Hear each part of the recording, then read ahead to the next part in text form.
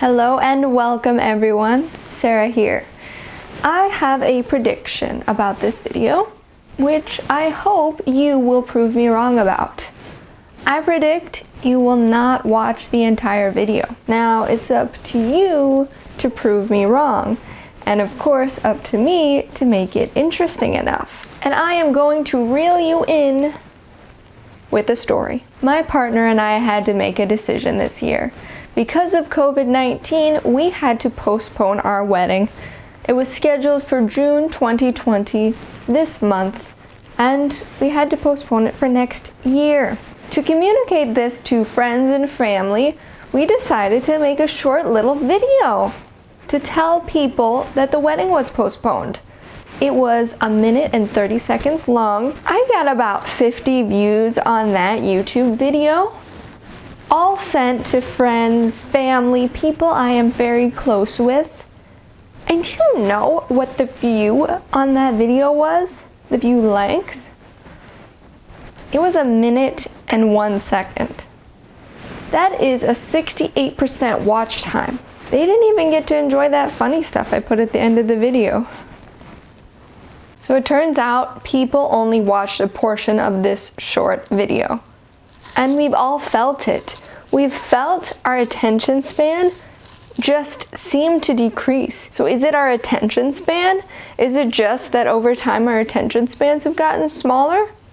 Or is it the technology? Is it Google? Is it YouTube? Is it the very technology by which we use every single day that's doing this? All that and more in just a second now, because if you're new to my channel, I want to welcome you. Hello.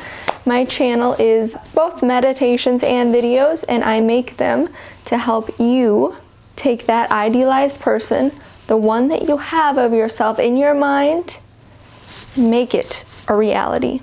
If that sounds of interest to you, check out my content and like and subscribe. Some people say yes, our attention span has decreased. Back in 2000, compared to today, there was a study done. So they did attention span tests and found that the attention span of the average person was 12 seconds in 2000. And then in 2016, it was actually 8 seconds. So it had decreased by 4 seconds in just the span of 15 or so years. But then there are articles out there that actually look to that study and say, no, they say that it's not that our attention span has decreased. They say that attention span is totally task dependent.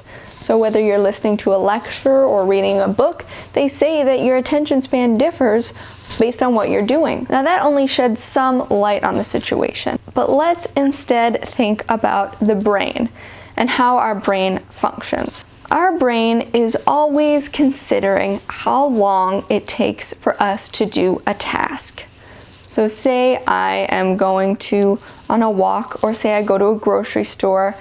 In my head, I am continuously, in my mind, thinking about how long is the normal time to do this, and then comparing it to other times. I have a good sense, like all of us, how long it takes me to do things. So our mind is constantly assessing the environment and perceiving time. All right, so this is the brain. Now, if you take into consideration other time considerations, so for instance, your smartphone and checking email. Maybe when you first checked email, you did it every hour because you found that every hour there was a new message. And maybe after a little bit, you realized, okay, these messages seem to be popping up even more frequently. So maybe it goes down to 30 minutes, maybe 20 minutes, maybe 10 minutes. Your mind has gauged how long it takes for you to get a new email and to get that new information. So this is like your background of your mind all the time. Take this and add up other stimuli. Let's take an example. Say that you are putting together a piece of furniture, this new dresser. It's a dresser. You're working on this, but all of the time clocks in your mind are going. They are thinking, about the other notifications that might need to be attended to. You know, it's been about, 20 minutes, maybe someone emailed me. Or maybe some new information on Twitter has come up. Or maybe I got a new message on WhatsApp.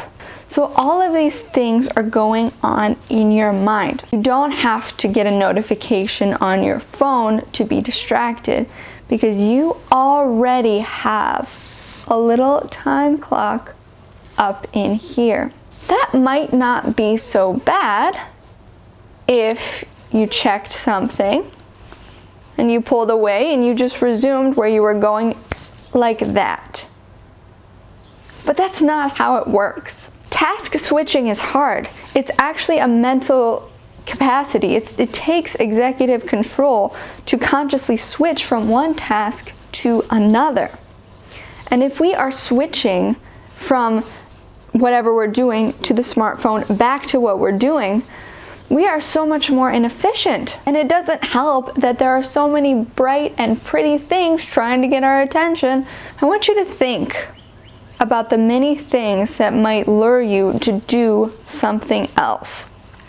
And notice when you're doing a task, how often you want to task switch.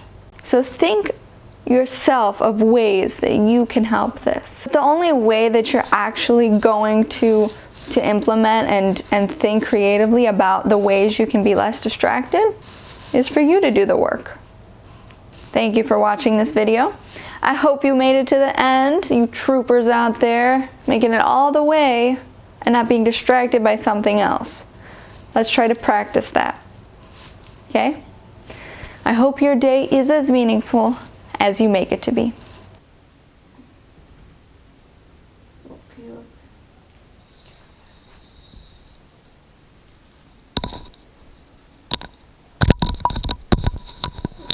Wow, well,